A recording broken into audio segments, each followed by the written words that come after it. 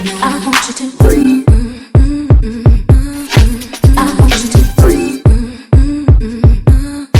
I want you to breathe. Hello, friends. We are back. We're Black and Curious. I am Kandron, What's up? What's up? It's Dehjai. And I have a new setting in the background. Hopefully it gets better. or whatever way it's going to show up on this. If you've never been here before, welcome. We do a cross section between pop culture and real life. Today, we are continuing our conversation about burnout. But first, are you having a cocktail? Girl, she is not. Good for you. That's the right thing to do. Today I have my spring water because I'm still have that cough. So I'm gonna I have some cough drops over here somewhere. So I'm gonna make sure I have that. But then I made a golden milk latte with a shot of espresso in it. Little dirty, So golden milk. Dirty. Was there dirty chai when they do it with chai and a shot of espresso? So it's like a dirty oh, golden milk latte. there you go. Okay, I'm like, I don't know. I had like leftover because I remember last year sometime when it was winter, I made my own golden milk base. Yeah. And so I just had like a little teeny bit of that left and I wanted that flavoring. So I just did a shot of espresso with some coconut almond milk. Came out pretty good. I am What you having got? a cocktail. I am having it's really just a simple little, whatever. But I do want to highlight that it's a rum and ginger ale. But I want to highlight the rum. It is the 10-to-1 rum. Actually, you would have seen me pick this up in a previous vlog. I'm going to try to find it. I think it was like the Black Friday vlog, but it was like a while ago. Anyways, it's 10-to-1 and it is a black owned rum company and it is aged in bourbon casks, which are also from a black owned company, Uncle Nearest. So it is pricey, but it is actually very good. Very Okay. delicious. I'm redoing since I redid the living room. I ordered a bar to like finally have like a place to put my things, my accoutrements. So like that'll be the next thing that I put like on the other side. Maybe I'll do like a redecorating vlog or something. Oh, that would Let's be see. All right. So, anyways, on to this conversation about burnout. We have kind of talked through like what burnout looks like, how it presents itself. We've talked through, just signs, symptoms, taking a break. And so we're going to talk a little bit about what to do after your break and kind of like reintegrating yourself into society, for lack of a better word, or into your life. Oh, Um, okay. I don't want to sound like like you come out of prison, but I mean, but it it is. kind of feels like it sometimes. Well, it feels like you're going back to prison. To be honest. Like it is. It's like, we was doing time and then you got, you got out early for parole. Well, in my case, I'm going back to prison, so I've reoffended at this point. Or like, maybe you're no, we're gonna change the language. You're going in to do some ministering to the inmates, Let's because do that then. you rehabilitated, so I am now the prison ministry. y'all, we are ridiculous. Okay, just so y'all know, we are very ridiculous. That is hilarious, and I like that language better. Because I mean, it's positive. We gotta spin the language. Yes. So I am still out on parole. Yes. Yes. Yes. Yes. So Kendra is going to talk to us about what it's like to be ministering to her former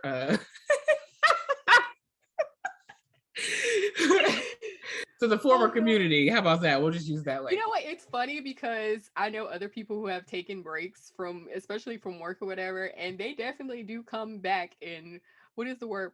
Proselytize. Like they share the good word. Like here, girl, here's what you do. I had a rough week, y'all. I had a rough week of just foolishness and chaos, and like the worst parts of my job all happened in like 3 days. And I was just like broken down and like had to have a moment with one of my other friends who's done something similar. And I was just like, this is not worth it. So in my spirit of this is not worth it anymore, I am actually trying to figure out what is next and in Mm-hmm. a meaningful way, Mm-hmm. not thinking through it. But like for instance, I know that I've wanted to transition to contract work so that I have more flexibility and I can kind of, take a contract, and if I want to skip a contract, I can do that too. I have money saved so I can kind of like have some breaks in my life. Mm-hmm. Um and like kind of build that in.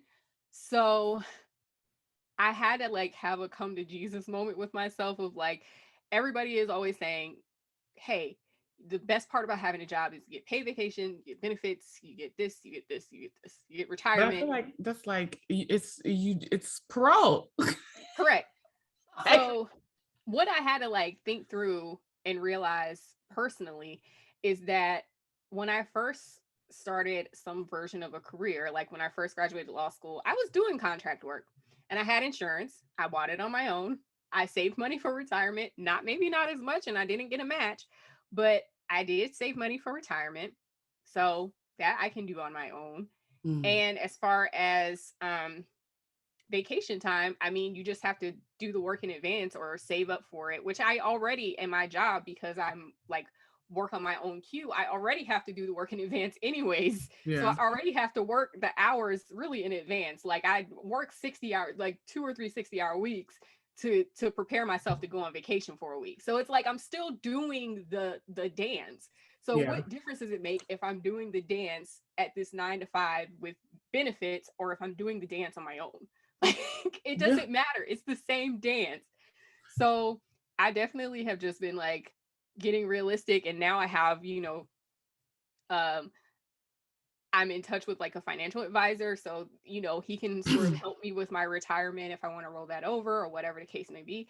I do have That's a my next couple, thing. I have a big trip lined up. So I'm not saying if the right opportunity comes along, I'll jump faster. But if it doesn't, I'll wait until after the trip and then I'll, do my thing. But yeah, Yeah. it's just a matter of like, for me, anyways, just thinking through like, this does not have to be the scary thing that you're building it up. There are practical steps, there are practical things, there are practical benefits of this job. And how do I get those on my own? Girl, that's literally what I'm trying to figure out. Sorry, y'all. I'm looking for my cough drops. So if you see me, my eyes wandering, that's what's happening. But anyway, honestly, the biggest thing that I am in right now is trying to figure that out. Is like, okay, so um if you move on and you don't have anything else, like how are you gonna maintain yourself, like because I obviously, you guys, if you've been listening to us for the last year, I had a major life crisis for myself. I had a couple of medical emergencies surrounding my migraine diagnosis and the severity of them, and so for me it's like, I've got to have some sort of health insurance because of said condition. Right. So like, fortunately for us, we have a conversation coming that I hope you guys enjoy. Yes. Was one of, I will say she's a new friend at this point, who basically is doing the things that we're talking about as we're trying to Yes. navigate them. So like, that's just like a Correct. precursor. Make sure you stay tuned to the channel. Mhm. But for me, I've been really focused on just trying to do the things that feel good and Yes. not so much trying to get to the planning part, because like I said, I'm out on parole. I'm not quite, prophesying to the community. I don't want to call them inmates.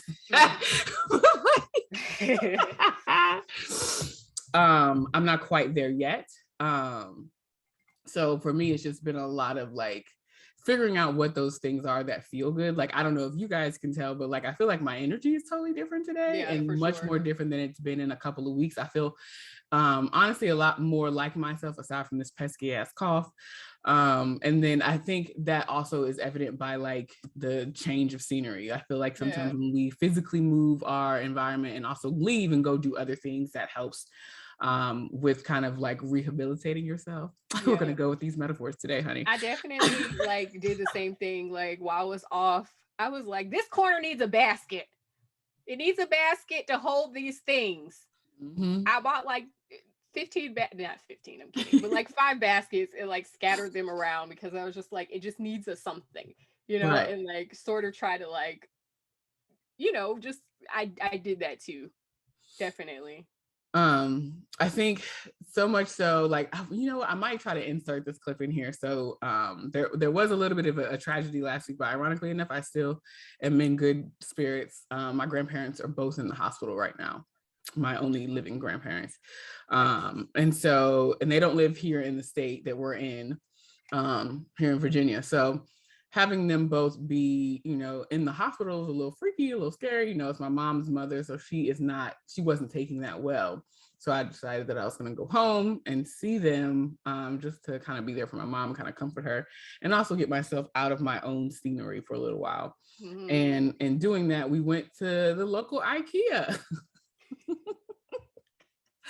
So because of that thing, I hope you can insert that clip because it made my day. I was just like, look at my people in the IKEA.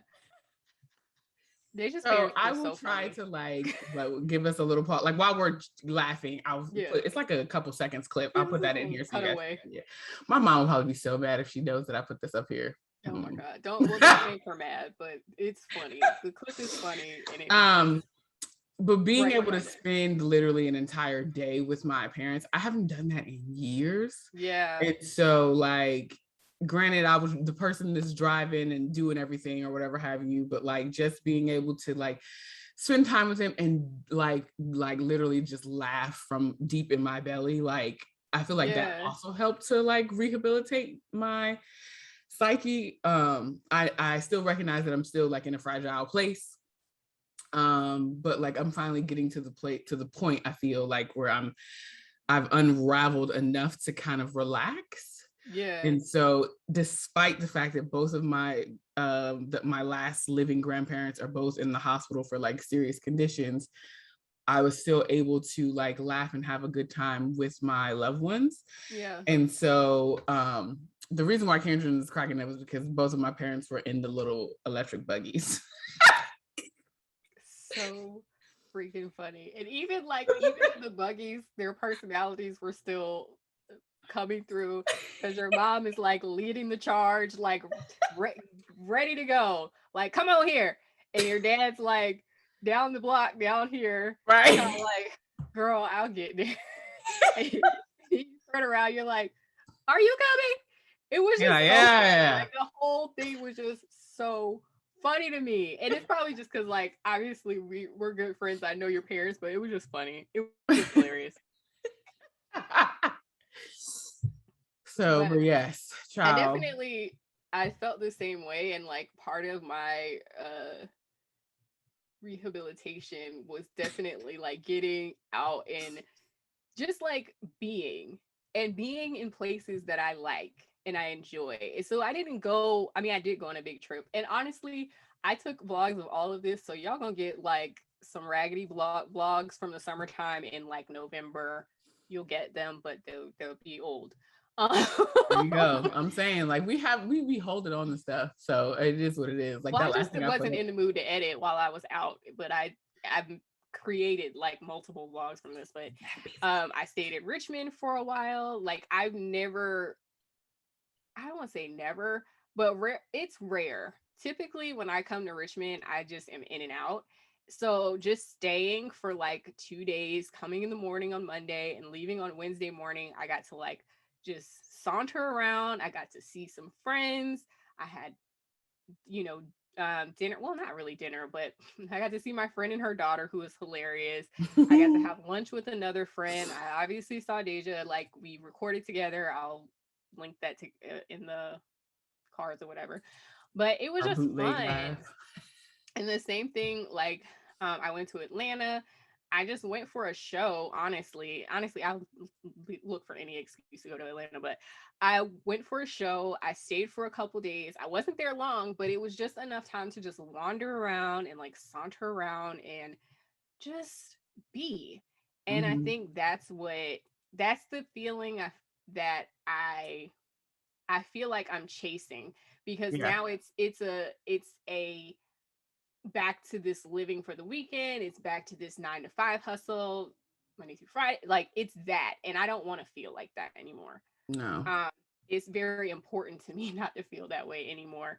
So I'm hoping that taking a more intentional approach with my career and transitioning into maybe not a as structured career Mhm. will be good. And like I said, for the benefit for me, it's like I've done it before. It's not like this is a completely foreign concept for me, you know? Mhm. Um, and also like, you know, God forbid, I hope to not have to do this, but if all else fails, I can go do doc review for a little while. Like I still have plenty of friends that are still working in doc review. They're managers now. Like I can just go do that and Yeah.